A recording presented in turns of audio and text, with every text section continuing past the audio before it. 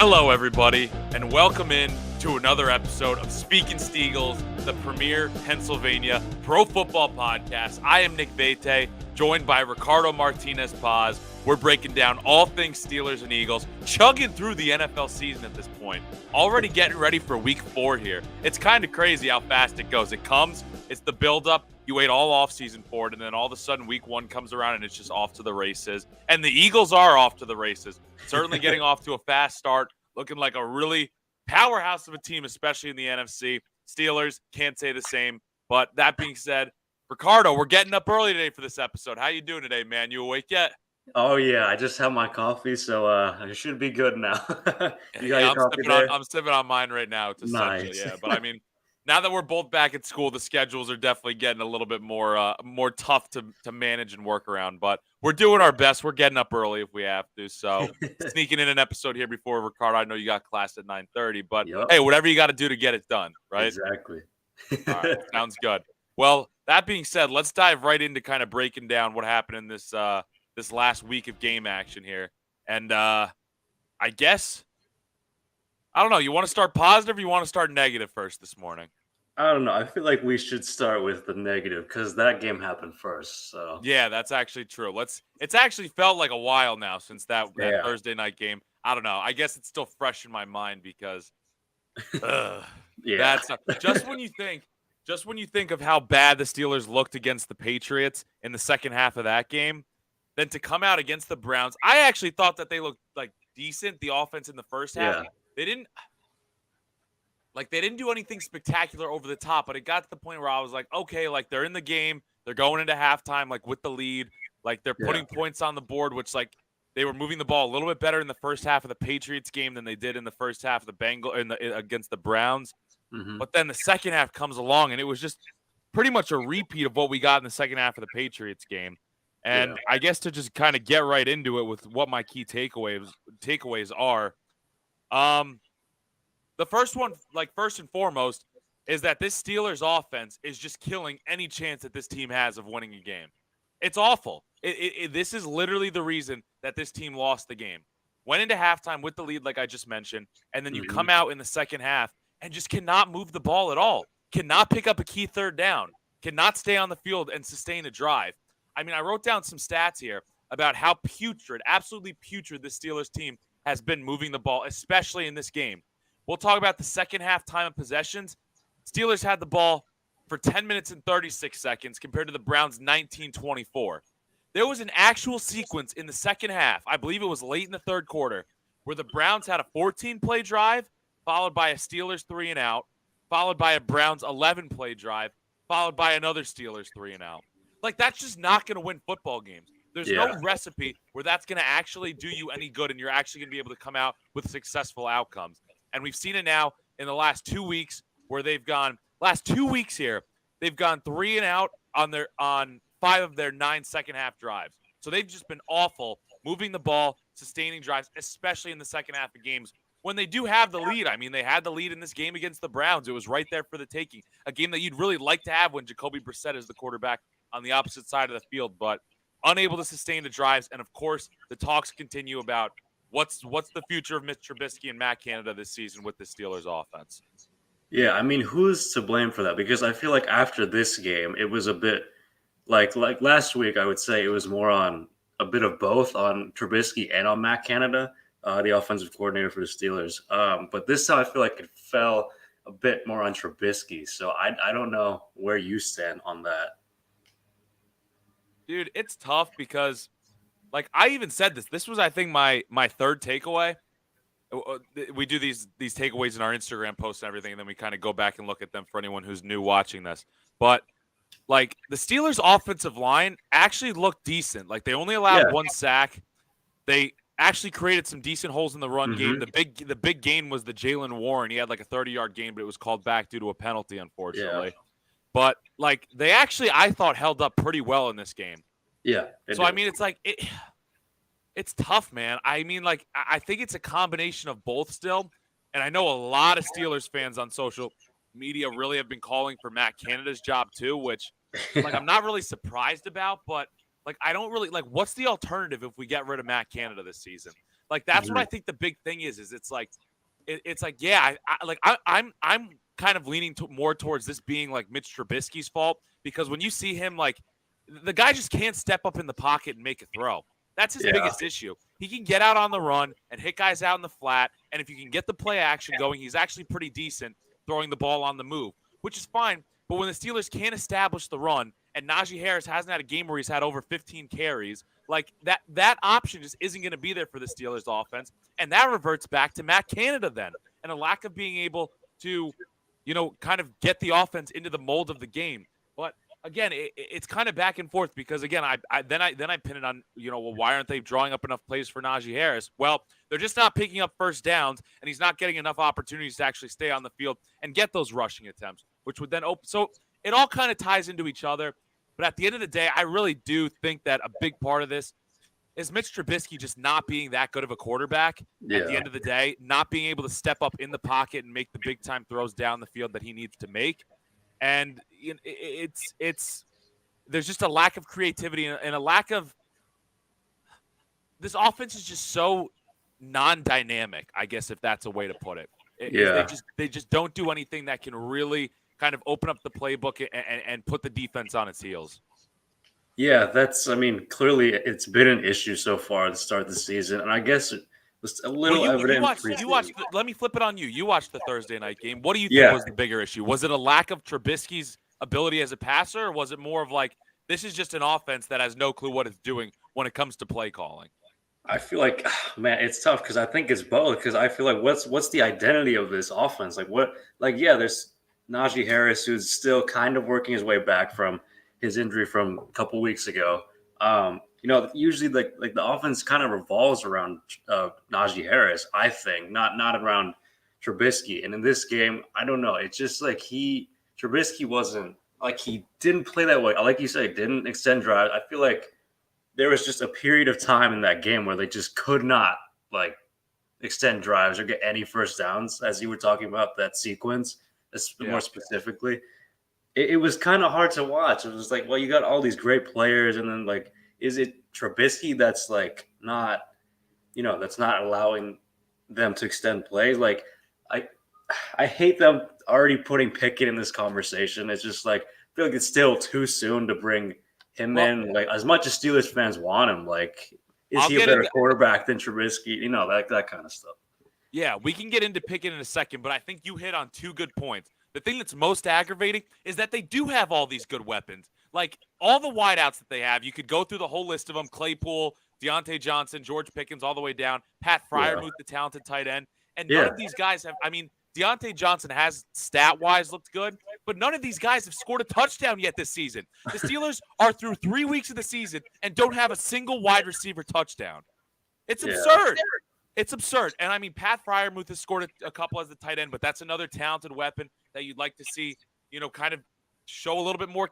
I'm not going to say that. He's actually looked really good. I'm not going to say that. But the other point that you hit on that I think sums this whole thing up is this Steelers offense has no identity whatsoever. No identity. And everybody thought coming into the season it's going to be manage the game with Mitch Trubisky, let Najee Harris run the ball. Your offensive line may not be that great, but that's going to be your recipe for success. But at least maybe you could sustain some drives, take some time off the clock, and let your defense keep you in the game. But when you have your defense averaging 77 plays a game, it's not going to work. It's too much. I called out the defense a little bit last week, and I put some numbers on here this week with how they played again.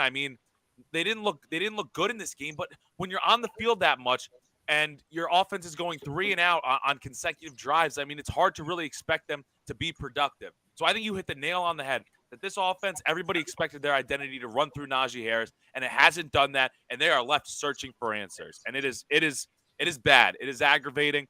And one last point I want to say on the third down before we get into Kenny Pickett here.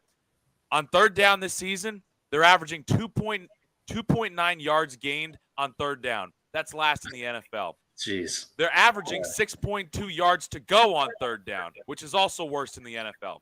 So when you have the most yards to go on third down and you're picking up the least amount of yards on third down, that's what results in you going 1 for 9 on third down in this game against the Browns. And the Browns ended up going 9 for 20 on third and fourth down. That's a difference in the game. When you can convert on 3rd and 4th downs and sustain drives, that's what's and keep your defense off the field. That's what's going to make all the difference, in my opinion, on what team, what type of team is going to win these games and what type of a team is going to finish last in the division. Yeah, I mean, that something's got to give, something's got to change. Maybe it's like opposing defenses that just know that they have to stop Najee Harris and then like put the ball in Trubisky's hands. Essentially, maybe that's how defenses approach it. I don't know. If that's the case, then I mean something has to be adjusted. Something has to be done about it because this can't continue. It's like the defense is going to get worn out. More injuries will pile up. Like, I mean, yeah, you want to talk about injuries? We already looked this week, and I mean, Minkah Fitzpatrick's in the concussion protocol. Yep. Akella Witherspoon's got a hamstring injury he's dealing with. There was a couple others. One of them was on the offensive line, but we'll get into those a little bit later when I preview the Jets game. But we'll talk about that later. But, I mean, yeah, overall, I think you hit the nail on the absolute head with the fact that this team has no identity, and if they don't find one, and I think a big part of it, they got to figure out a way to just get Najee Harris involved. I mean, even if it's a game like I'd rather at this point going into week 4 against the Jets, and again, I'll get into the preview stuff more, but I'd rather be banging my head against the wall because Najee Harris is running the ball 25 times behind an awful offensive line than it is of just what we've seen the past 2 weeks with Mitch Trubisky being unable to move the offense and the play calling being the least creative offense you've ever seen in your life. So I'd rather a week of that, of just trying to get something going with the run game and building off of that, running the play action off of that versus what we've seen so far. Yeah. I mean, maybe this is too soon, but Canada's not going to have a job at the end of the season if this keeps up. No, I don't think it's a question. Trubisky won't be either, so it won't have one. Yeah. No, I mean, it's bad to this point. The one other takeaway I didn't touch on was that the fact that this Steelers run defense did get a wake-up call this week from Nick Chubb and Kareem Hunt. Both of them played really well. But again, I think that you saw it was a combination of these guys being really talented running backs, going for a combined 160 yards. But it was also the fact you saw in the second half, this defense was gassed trying to stop these guys. So, yes, am I a little concerned? Certainly. I'm more concerned at the fact now that Tyson Alualu just got bumped down the depth chart in favor of Montravius Adams. It's a sign that the Steelers don't like obviously it's a sign they don't like what they've seen from Alualu so far. And coming into the season, I was so high on this guy is going to be so key to them kind of transforming what they do against the run. And, clearly, I guess age is catching up to him a little bit. And it's going to be interesting to watch. And again, we'll get more into this when we talk about the Jets, their matchup in the week 4 with the Jets. But real quick, because you brought up Kenny Pickett, and I want to touch on it.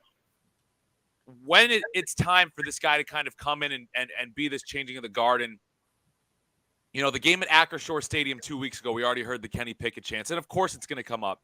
My take on this, and I've said this since the beginning, is I think that week 9 against the Saints after the bye week is when he comes in, and I'm still sticking with that. The fact that we're going into week 4 now against the Jets and Mitch Trubisky's still the starter after you would have had those extra couple days because you had Thursday Night Football, I don't see them at any point turning to him in the 4 games following this week 4 matchup when you've got the Buccaneers, you've got the Dolphins, you've got the Bills, I want to say, and there's one other team in there I'm forgetting who's talented. The Eagles. Oh, it's the Eagles, of course. Yeah. How's that the team I forget? But you have those 4. Those are 4, top tier teams, second tier teams. They're right up there with some of the best teams in the NFL.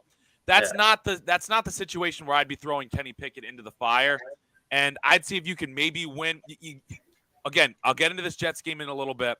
You try to win this Jets game. You're sitting 500, and then you go into this tough 4-game stretch and see if you can't win a game with Mitch Trubisky and steal one you probably shouldn't have. They probably shouldn't have that week 1 game against the Bengals.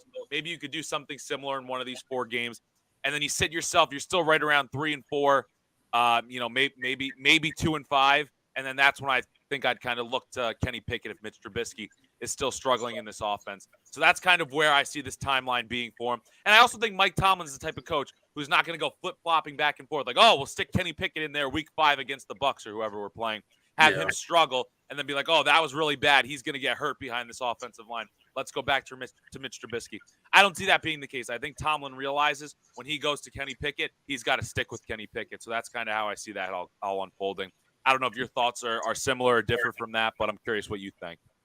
Yeah, I mean, ideally it would be after week 9 after their bye, but I don't know, man. If the Steelers drop a loss against the Jets, I don't know. Those chants from the fans will be even louder. And I mean, to think about it like this, like if you put him in Week 5 against the Bucks, yeah, I mean, yeah, it's not ideal necessarily. And I mean, at that point, you might be counting yourself out of the like wild card race. But See, I um, don't think you are though. I don't. I think that I if they mean, were to go to Kenny Pickett, if they were to lose to the Jets and go to Kenny Pickett, I think that would be them saying like, "Hey, Kenny Pickett gives us a better chance to win at this point." I mean, we got to see what this kid has for the future. Get him in there. You know, even if he struggles, at least it'll help us for the future. But I don't think yeah, that would necessarily be waving the white flag on the playoffs.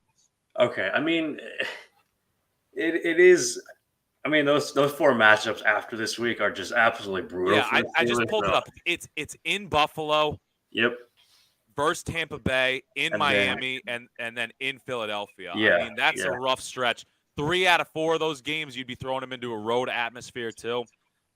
I mean, I don't know. maybe I'm not crazy about it, but if they lose to the no. Jets, the conversation is certainly going to be there. This is a game that look. I'm never going to say a game is a must-win game in Week 4 of the NFL season, but they could really use to win this game. Excuse me, They have really use to. to win this game. Yeah, I mean, and again, if you throw him in, then you get him more experience early on. I guess that's like the upside of it of putting him in Week 5, let's say. But I don't know. I feel like it does depend on the outcome of this game a little bit. Even if it doesn't happen, like if he doesn't get thrown in Week 5, like it's still going to be lingering Oh, in it's the certainly back going of to be a someone's mind. conversation. Like that's the thing that I keep saying to all the Steelers fans that are chanting for Kenny. You know, it's interesting. I'm actually going to be at the Steelers game this weekend. I'm going with a family friend. We're driving out to Pittsburgh. Like, I wonder if the chants start and I'm sitting there, like, am I gonna like join in the Kenny chants? Because I'm against it. I don't think Yeah. that he should start. And like, I think after the bye is like honestly the best for his long term development. My question for you though. Do you think that that Mike Tomlin's sitting there saying, "Man, like I would really love to switch things up and like give Mason Rudolph a shot at this"?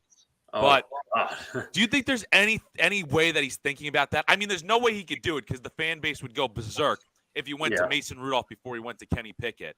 But do you think he's sitting there at all thinking that like Mitch Trubisky's playing awful? Let's see if Mason Rudolph can do any better. I mean, why? If they already know what they're gonna get out of him, like they've seen it already. Like, I mean, and I I don't don't know know. why he's Maybe on the Mason roster. Rudolph can. If Mason Rudolph can pick up a first down in the second half of the game against the Browns, there's a chance that the Steelers win that game.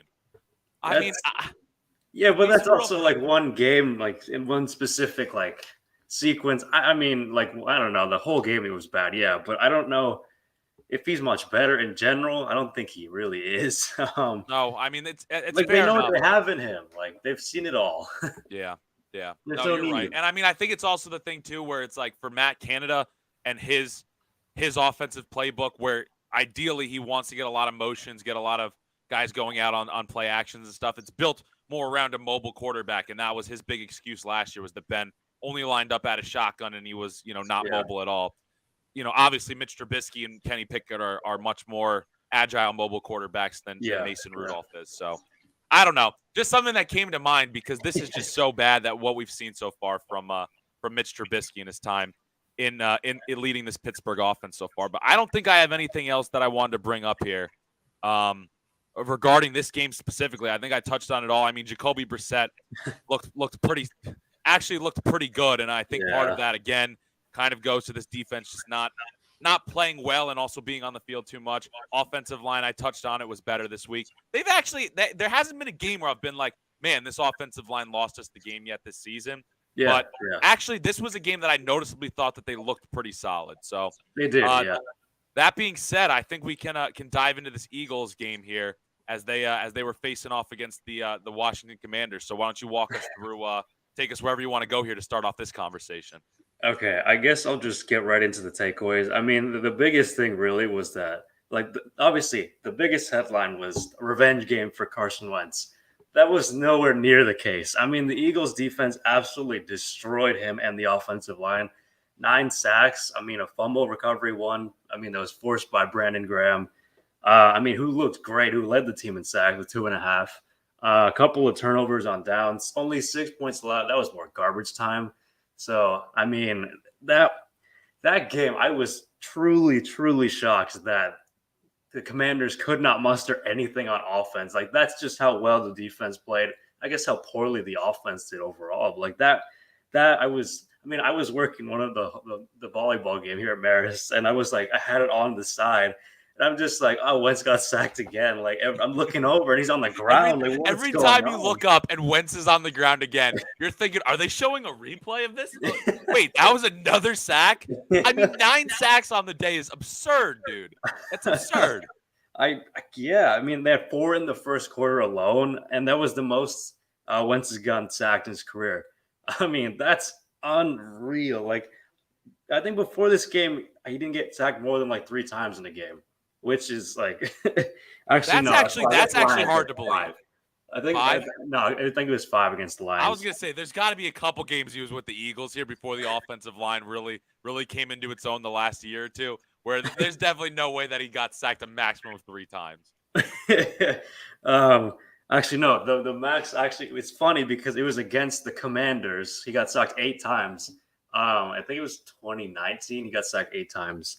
So it comes full circle, kind of, which is I don't know how that works out. It's just the NFL, and it's weird how things just kind of work out. But yeah, basically the Eagles defense played lights out again. I mean, there were a couple injuries, but like Darius Slay came back. Hassan Reddick, I believe, also came back in that game. But overall, the unit has allowed 13 points the last 2 games. I mean, that is again, Jonathan Gannon and the defense really shutting the critics up, like including myself. I was coming at his neck at that point, at his throat, really in week 1 after the Lions game. So it's a dramatic improvement. I thought that this game would be a lot closer, but Jonathan Gannon had other plans. Where's your stock at with Gannon now? Because we've kind of been doing this stock watch with some of the people on the Eagles, within the Eagles organization. And I don't know. I've enjoyed it. Where's Gannon's stock at now after 2 good weeks in a row? Now, I will say, I don't know. You watched the game probably a little bit more closer than I did. I certainly had it on. I was watching it. Well, I mean, you were at volleyball, but the volleyball game or whatever that you were doing the audio board for. But they kept on making comment about the fact he was really getting pressure with 4 rushes. So it's not like he was being super aggressive, but I felt like he was still dialing it up in the right points. But overall, where are you at with Jonathan Gannon's stock watch at this point? It's definitely up, I would say. Up. I'm not going to say it's like the highest it's ever been necessarily, although it's getting there. But like he's starting to convince me that he does know what he's doing now with his defense, and they're figuring out who they are as like overall. They look a lot sharper than week 1. Like they were whiffing tackles week 1. I mean, they did a couple last week. This week, not as many, I don't think. At least that from what I could tell. I think that aspect kind of has to be behind them at this point. If there's any missed tackles, it's just a guy, he didn't do his job rather than it being rust or form or anything. Because now I think we've definitely seen this Eagles defense kind of come into its own, and it's definitely gelling the last couple weeks. But yeah, I think the rust factor's kind of out the window at this point. Now that we're 3 weeks in now. Yeah, I believe so. I mean, it's just incredible how well they've been playing. I don't know. I'm still gonna have my doubts about the team. I mean, like the offense. I mean, the Jaguars, which we'll get into, is going to be a pretty good test. Might be the best offensive team they're playing so far, which is hard to believe because it's the Jaguars, and also the Vikings and Commanders were pretty good offensively going into the games. But yeah, I don't know. It's definitely encouraging from Gannon so far. So I've got another question for you regarding this defense, and it's more of like a sustainability thing. But when we talk about, I just want to make sure I get the stat right here for Fletcher Cox. But talking about Fletcher Cox and Brandon Graham on the season, both guys now kind of coming into a little bit of a resurgence. Fletcher Cox, 3 sacks, 5 QB hits. Brandon Graham, 3 sacks and 6 QB hits on the season. If I think I have the sacks numbers right at least. I just had to double check Fletcher Cox's. Is this sustainable to keep kind of getting production out of these guys? Because right now they're on pace for double-digit sacks. Do you see that as being sustainable? I mean, Fletcher Cox has already matched what he did last year. Brandon Graham is coming off of this this major torn. What was it? The Achilles last year. Coming off the major Achilles injury. Is it sustainable that these guys can kind of be centerpieces of this defense, or do you think is that something that you're at all worried about, kind of setting in as the season goes along? Right. I mean, Fletcher Cox is one. I believe Brandon Graham's also a captain of this team, but I mean, they're the leaders of this front essentially. But yeah, they're up there in age. They're not getting any younger. I don't know. I don't think it's sustainable necessarily. Like they're not going to get a sack every single game. That's just not how it's going to be. There's going to be a lot of rotation, especially with Jordan Davis there, with Marlin, our other defensive tackle, and Milton Williams, who was also banged up, but I think is questionable for this game. But I mean, yeah, there's enough depth for for Brandon Graham and Fletcher Cox to not be playing every single snap. So I think if they can stay fresh, maybe it's more sustainable. Like more rotations in and out of lineups and stuff like that. I mean, at this point, you might be thinking playoffs because they're 3-0, and the schedule is relatively easy compared to other teams in the NFC East specifically. So really, it's just a matter of getting. I think playoffs alone. At this point, I mean, people are starting to say they may be the best team in the NFL. I mean, I don't know about that. I'm still having. It may be a little bit far fetched, but I think that this. I mean, you look at some of the power rankings this week; they're right up there with among the top 5 teams in the NFL at this point in most power rankings. Which I mean, it's not wrong. They're one of 2 undefeated teams left. Yeah, and I mean, I think we'll get into this, probably pretty soon here with Jalen Hurts. But yeah, I think you said it last week. Anything short of winning the division is a disappointment at this stage. Yeah. So I mean, I think this is a team that's going to have real playoff goals, real playoff aspirations for more than just kind of winning the division and getting a bye. I think a deep run is definitely something, given their schedule, given their division, given how this team was built and how well constructed they are. Credit Howie Roseman. Yeah, they've certainly got some big time aspirations. Oh yeah, for sure. I mean. At this point, I'm expecting them to make playoffs, but the Dallas Cowboys might have something to say about that, even without Dak Prescott. Cooper Rush, man, undefeated still in the Stars, which is kind of wild, kind of crazy. Yeah. Yeah. I mean, I don't know how much I buy into all this Jerry Jones talk. Like, oh, I want to see him compete with Dak Prescott for the starting job, but that's just him. I don't know. I am curious to see how this kind of unfolds with Cooper Rush going forward here. And it's going to be interesting to see if Dak Prescott is ready right around that Eagles rivalry game. What is it, week 6 they play? Week 7? Yeah, week 6. Week 6. Who starts if Dak is ready to go, or are they like, we're going to give Dak another week, let him continue to heal a little bit? Yeah, I mean, we'll see. I mean, well, they were I think it was Lisa Salter or whoever was on ESPN. The sideline reporter was saying that Dak Prescott might be ready by this week. It's that's absurd. I feel like that's way too soon, but who knows? Especially compared to the early estimations on him too. But I guess who does know? We'll see. It's gonna be interesting to see how fast they rush him back, and it's a factor because that's probably gonna be the Eagles' main competition for the division, but. I think that overall as a football team, I think you'd agree the Eagles are just a better football team, have a better roster. Yeah, definitely. I mean, and going from one quarterback to arguably the best one in the NFC East at the moment, Jalen Hurts. I mean, continuing his strong play, 340 pass yards, 3 pass touchdowns. He didn't run very much at all. Only had 20 rushing yards on 9 attempts. I mean, he had 0 fumbles or picks. 123.5 rating. Some would argue that this game was even better from Hurts than it was against the Vikings. I mean, he was just throwing the ball deep all day long. I was shocked at seeing the Devontae Smith had one hell of a game. I mean, we'll get into him a little bit. Oh my God. But Jalen Hurts is just continuing to show that maturation and I guess poise and confidence, command of the offense that I guess a lot of people were expecting. I mean, he's taking that step. I mean, he spread the ball out quite a bit. Devontae Smith, A.J. Brown, Dallas Goedert all had receiving touchdowns.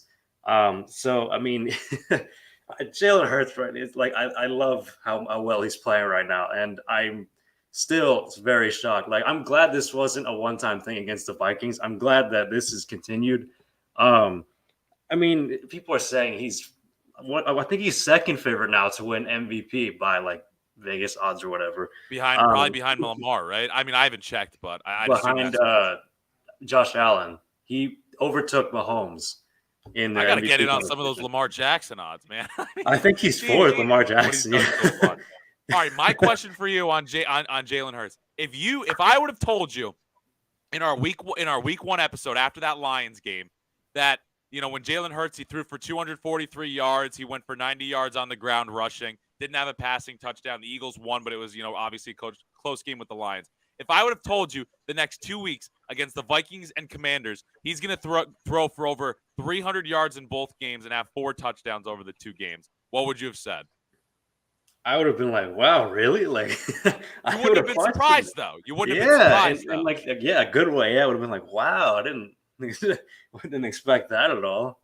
Like, he's just his grasp of the offense in his second year, his grasp of this team overall, and being a leader of this offense. My God, I mean, it just shows on the field. Like, and you see, like, anytime he makes like a big play, you see like this subtle celebration, just like almost like shutting up his critics, kind of just like, yeah, this is like, screw you guys. Like, I'm a baller. Like, So I obviously, don't know. the Jalen Hurts stock watch is still way up from where it was, even last week.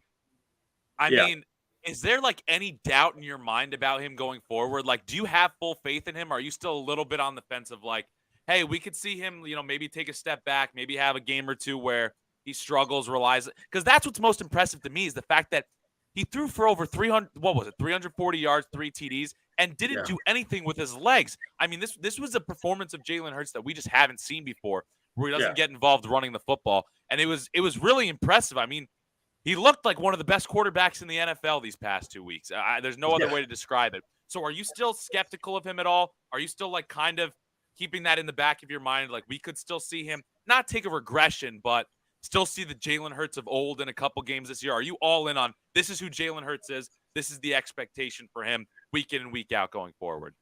Yeah, I mean, I hate that I'm always kind of a skeptic about like seeing all these positive things. Like, at some point, it might not come crashing down, but it might like step back a little bit. So, like, I wouldn't be surprised if he like stepped down like just a little bit. He had the off game here or there, but at this point, I'm expecting Hurts to be performing like this basically week in and week out. So, like, he's set a really high standard for himself with these last 2 games. I expect him to be like close to that every single week because, I mean, like, that's just how well he's been playing. Confident he is. And hey, we talked about this at the start of the season. We can go back and pull up the episode, and I think both of us were right on record with this. We said that if Jalen Hurts is the guy, the sky's the limit for this football team. And he has shown you so far that he is the guy. And even if you're a little bit skeptical, you've got to be just absolutely thrilled with the way he's played so far. And the fact that you are this positive on him this early in the season, it's not even like we're seeing this progression come halfway through the year with the Eagles, a game or two above 500. They're undefeated, looking like one of the best teams in the NFC, leading the division, and Jalen Hurts looks like the guy. Yeah. So, I mean, and again, it's too early for this conversation. And the only reason that I'm going to bring up this next point is because I read the headline from Jeff McClain. But is this guy the quarterback of the future locked in stone now? And I don't know if you saw this article or not. I didn't read it because I don't have a subscription to the Philly Inquirer. But Jeff McClain, who's the Eagles beat writer for them, in this headline I read on Twitter, he said that the Eagles are already looking to extend Jalen Hurts. And he said that a Hurts extension looks more like a when rather than an if. Are you all in on that, or is that a little bit premature? I mean, I did see a headline like that too. I want him to be the quarterback of the future because he's like, his work ethic is, I love it so much, and I just love his mentality, how he approaches the game. I love it. I love how he takes responsibility for it, like, and he owns up to everything basically, and he's just like, the responsibility and like the pressure he's carrying right now, and like he's dealing with it so well. With that being said, I think it might be just a little premature because it's so early on in the season. But if this keeps up, then that's not even a question. It will happen. It's almost inevitable if he plays like this the rest of the season, really.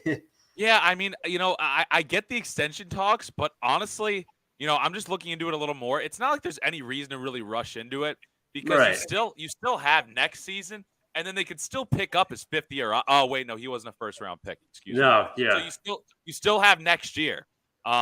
So, Right, I mean, but there's no then reason to rush into it. It's definitely something that could wait until the offseason. So I'm kind of with you that, like, everything that you pointed on with Hurts is like, yes, that's exactly what you want in your franchise quarterback. Leader of the locker room, leader of the huddle, has a calm demeanor about him, plays with a chip on his shoulder, has an it factor to him, and he's got a big arm, and he can run, and he's mobile when he needs to be. It's just a matter of, like, yeah, why rush into it? Make yeah, sure that it's sustainable throughout the season, but it looks good in Philadelphia right now. I'm not it I'm not gonna does. lie. I'm not gonna Yeah, lie. yeah. Um, do you I want to get guess into your third? Do you want to get? Oh, I'm sorry. yeah, I don't know if you have anything else to yeah, yeah, touch on, yeah. but I'll get into my the last third one. takeaway. Yeah, go ahead. For as good as this offense has been, at least in the first half, they put up 24 points in 3 consecutive games, which is the first time since I want to say like 1960 that they've done that. The second half has been a totally different story. I mean, they've gone literally 5 straight second half quarters without scoring a single point, which is alarming. I mean, the last time we did it was against the Lions when they put up 14 in the third quarter. I mean, that's like, yes, having big leads going into a half has helped them, but this is going to be it's not going to be sustainable if you're playing like better teams, like say the Cowboys. Like you might have a lead going into the half, but if you can't produce anything offensively, and also the other thing is you're not going to have big leads all the time going into this half. So like you got to find a way to extend drives like they were. I don't know. Like, yeah, defenses might be adjusting better in going into the second half or whatever, but then the Eagles got to counter that. Shane Steichen, the offensive coordinator, Sirianni, they've got to do that like a better job of Do you really think any? adjusting to the adjustments, I guess, and real like I don't know, like make it easy on Hurst. Just give him some easy completions, at least dump it down going into the second half, like or out of the second half. Make it my mic fell. But make it easy Almost like for get him. him going again in the second half. Yeah, like I don't understand. Like this offense has been flying. It just mostly in the first half. I don't I don't understand why they can't keep it going throughout the rest of the game because eventually that's going to catch up and the defense will get worn out in the second half and then they're going to let up the big leads. So it really it's that's something that they have to improve on. Do you Other think? like they have to Do you play a think? complete game is what I'm saying. Yeah, you're still waiting to see that complete game before you really. Yeah, I get what you're saying. Do you think that it's almost like a team against the Commanders though? They were up what 24 to nothing, 24 to 2. I don't know when that safety happened, but Yeah, that I was think it was third quarter. 24 nothing at halftime. Do you think it's almost like, and this isn't an excuse. This is almost a demerit on Nick Sirianni in that you got to have your team ready to go no matter what the score is because a 24 to nothing lead. We've seen crazier things happen. Do you think it's almost like 24 nothing big lead? Your defense is dominating Carson Wentz. The offense almost just kind of packs in a little bit like, hey, let's run it out, let's kill the clock and get out of Washington. I mean, obviously that's not an excuse, but do you think that that's almost part of the mindset? I mean, I obviously you want yeah. to see them play a complete game before you completely wash the whole thing away, but could that be part of it? I think so. Yeah, getting a bit what's the word I'm looking for? Like complacent.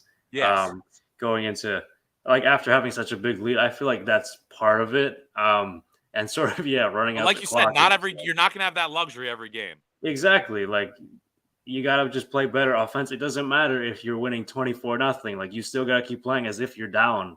Like that's how I see it. And I don't know cuz like yeah, the game was kind of dead at that point, but like still you could just kill the game off that much more if you continue to run the offense at least to like score a few points in the opening drives out of the second half. I don't know, that's like it definitely their work needs to be done for Put sure. up some points. Yeah, Yeah, like do give you something. something. I hear Yeah, what you're saying. I will say yeah. I'd rather be in your situation where I'm worried about them not scoring enough in the second half versus Right. not picking up a first down in the second half. But yeah, each team's got their own issues. Each team's got their own Yeah, goals and expectations. So whatever, for Ricardo, sure. whatever. All right, I think that'll be it until we circle back to the Phillies for the game preview. But we'll get into the Steelers game preview. Got to try and get all this in here in about 10, 15 minutes because Yeah. we've got busy schedules. Ricardo, what class do you have after this, Ricardo? Cinema in Latin America. So That would have been my first guess if you had given me an opportunity to guess. That's what I would have guessed for sure. But yeah, we've got class, we've got stuff to get to, so we'll get into the games real quick. So just to get into the Steelers versus Jets game a little bit and kind of what I see happening. Again, I'll be at the game, so I'll be watching it live. I'll be waving my terrible towel out in Pittsburgh. But this is a game I kind of referenced it. Both the Steelers and the Jets could really kind of use a win here. It's not a must-win game, but when you look at what the Steelers have done and what their next 4 games are after this Jets matchup, they really got to get a win here if they want to keep their wild card hopes kind of alive and in front of them. And if you flip it over to the Jets, I mean, on this entire season so far, they've only led for 22 seconds of game time. And that was in that wild comeback win against the Browns. So both of these teams could really use a win. And like I said, especially with the Steelers' tough portion of their schedule week 5. Yeah. That being said, the Steelers are dealing with some tough injuries. I referenced Minkah Fitzpatrick. Hopefully he can play in concussion protocol. I'm not super optimistic on Akello Witherspoon because he's dealing with the hamstring, and those are usually pretty tricky. Yeah. Kevin Dotson, I'm really hoping can go because, like I said, this offensive line has finally started to look like it can gel and mesh. So hopefully he's healthy. And then Presley Harvin doesn't sound like he's going to play. They picked up Jordan Berry, their former punter. It sounds like he'll be doing the punting duties for a week. That's kind of where the Steelers are at going into it. Now, what I kind of expect to be kind of the outcome of this game, I expect it to be a low-scoring, ugly affair, kind of like what the Browns game was ugly to a certain extent, but really, I don't know. The Browns honestly looked pretty good. The Browns did what they wanted to do. It was just a low-scoring affair because what they wanted to do was run the ball and kill clock so much. Yeah. But this week I expect it to be ugly because I don't have huge hopes for the Steelers offense. And when you flip it over to the Jets, this is Zach Wilson's first – if he plays, this is going to be his first game of the year, which all indications point to him playing. He hasn't played since the preseason, so I expect there to be a lot of rust with him. And he's coming back against a Steelers defense, which while they've played a lot of snaps, they're a good defense. I think they're going to make it rough on him. I think there's going to be rust involved with him. And when you look at the Jets' left tackle situation, both Dwayne Brown and now George Fant are on injured reserve. So they're going with third-string left tackle. And Alex Highsmith has very quietly had a really good season getting to the quarterback. He was actually my player of the game in this last week against the Browns.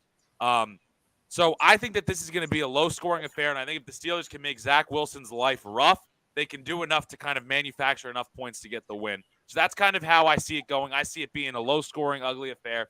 Somewhere around the score, I was on a different show earlier this week, back home, a Jets show, and I said that it's going to be 15-12, so I'm going to stick with it.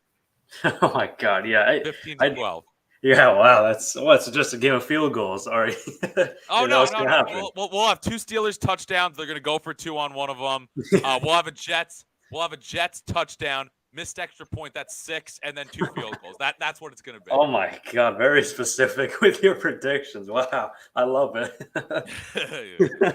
I hope at least one of those happens, but oh, God, I mean, crazier things have happened in the NFL. Crazier things have happened. I don't know. Well, how do you see this game shaping up at all? I mean, the other thing that I kind of have my eye on again is now Montravius Adams, like I referenced earlier. He's going to be starting at nose tackle over Tyson Alualu. And the Jets have not, the big talk with them was that, they're going to run it behind rookie Breece Hall and run it behind Michael Carter, and they really haven't been successful at doing that to this point of the season. So this is probably going to be the worst rushing attack the Steelers have gone up against so far. So I want to see them win that battle. Continue to keep this Jets rushing attack neutralized. Continue to have that be a weak point for the Jets this season. And have this kind of be the first game of the season where the Steelers' front 7 really kind of dominates the opposing offensive line when it comes to the rushing attack. Yeah, it's the weakest offensive line that they're going to face. I mean, that they faced all season, or at least leading up to this game. So, the defense should theoretically have a better game than last week. And I do expect it to be low scoring. I don't expect either team to hit 20 points, really. I mean, it's going to be a slugfest. Like dude, this isn't a gambling show, but the over under for this game, I mean, like I looked at it and I was like, man, that is juicy. I'm going to pull it up real quick. But Jets Steelers over under 40.5. And like all the points that I just mentioned, if I wasn't going to be at the game, like, I'm not going to go to a game and root for the under, Like, that's going to be a bad viewing experience. Exactly, but if I was sitting at home, like, that's something that I would definitely think. Like, I have yet to really put money on this season. I usually wait until week 4 or 5 to really kind of feel things out, see what teams are legit, what teams aren't.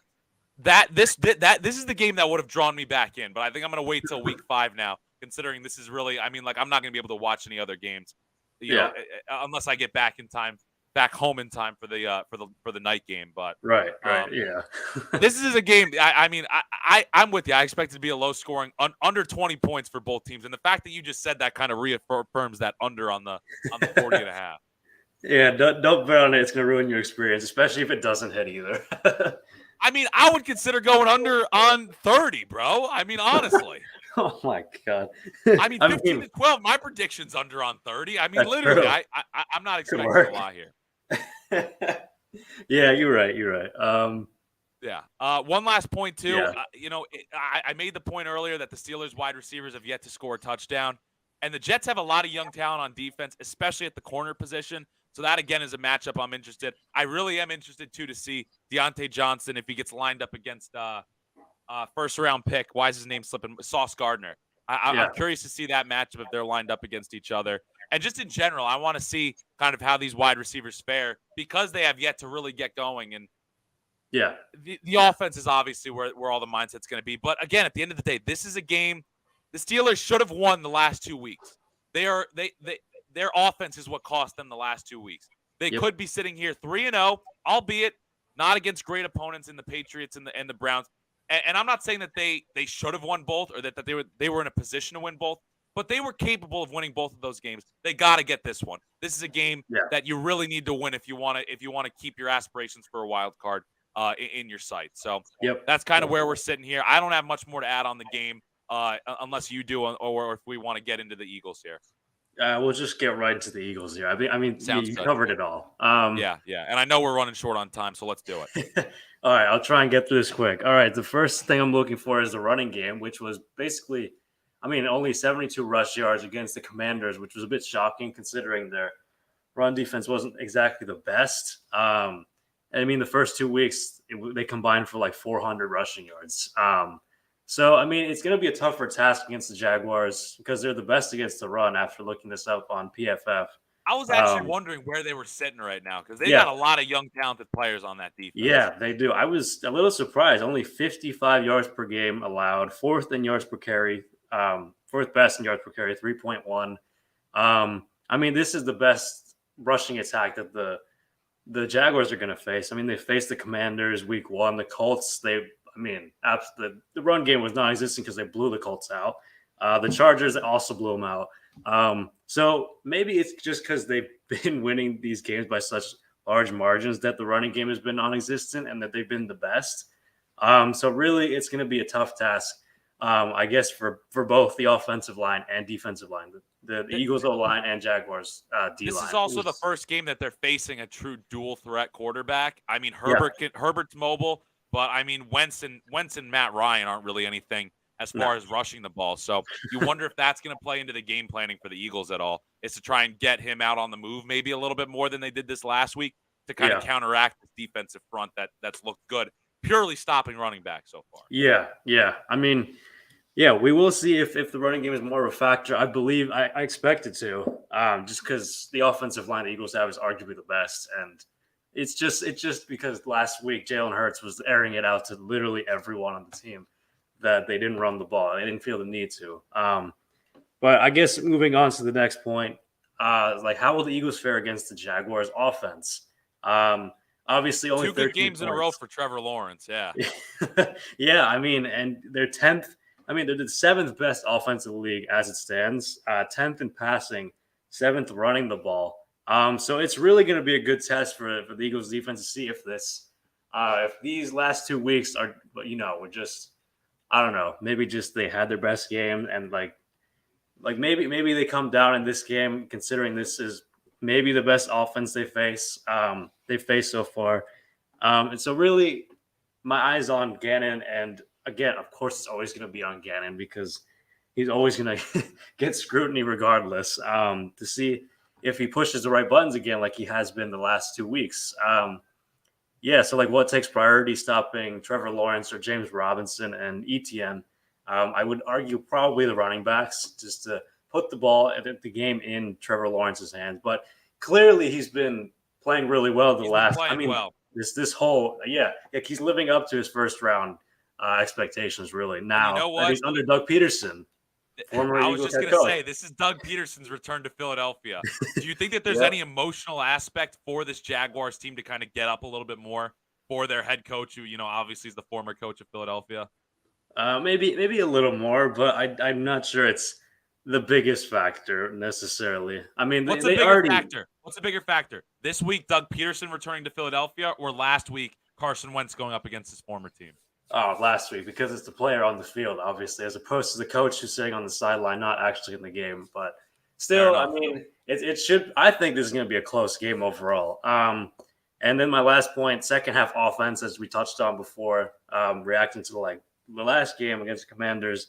I mean, I don't think this is going to be a game where not scoring in the second half is going to win you the game. I just they have to play a complete game. They have to score points in the second half in order to beat this Jaguars team. They've just been playing really well. I mean, they're 2-1, and as we said, Trevor Lawrence has been playing well.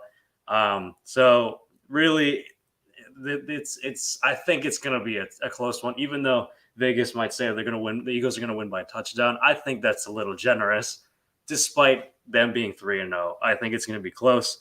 I don't think they're going to score 24 points again in the first half. That just seems unsustainable. But yeah, it's second half offense. Spread it out, man. Spread it out over the whole course of the game, and you may still find yourself with a win. What's your prediction? Are they winning this game? Because this may be. I mean, I think the Vikings, when they were going up against the Vikings, that was obviously a game that maybe scared you a little bit more. But the Vikings just lost 2 weeks in a row. This may be the best team that they're going up against. I think some people are starting to realize this Jaguars team may be a little bit of a sleeper to win the division at this point of the AFC South. Is this the best team they faced so far? And what's your prediction for this game? I think it's the most complete team that they faced so far. Yeah, so I will say that they're best. So my prediction: the Eagles win. I will say 26 to. Wow, 24 would be. I don't know if it's going to be that close. 26-22, some random score like that, I'll say. 26-22. I like that realm. I like that area because I think both these defenses are talented, but both of these offenses are still going to find ways to put up points. This is a game that, man, I wish I could watch it, but obviously I'm going to be not able to. But this is a very intriguing matchup. I think this is going to be a good test for honestly, it's going to be a good kind of measuring stick for both teams. Because both teams have gotten off to pretty good starts, and both teams are doing well, to this point in the season. But we're right up against the time here, and I know you got class to get to. So, I don't know, any other final thoughts, any other last-minute points that you want to bring up? Nah, man, I hope you enjoy the game. I hope the Eagles, the Steelers actually win the game for one. I'm kidding. I hope so. It's time. It's my first time. It's my first time out to Pittsburgh. It's my first time, well, I guess Acrisure Stadium now, but my first time out to watch a Steelers game out in Pittsburgh. So, looking forward to it. But, hey, man, always a blast to do these with you, and obviously we'll be back breaking these down, sometime next week. We're figuring out the schedule thing as we go, but thank you everybody for tuning in and watching this whenever you had the opportunity. Always a blast, and be sure to just check us out on Instagram, on Twitter, and tune in next week. Tune in and check out our further episodes. That's all for today. Take care, guys. Bye-bye.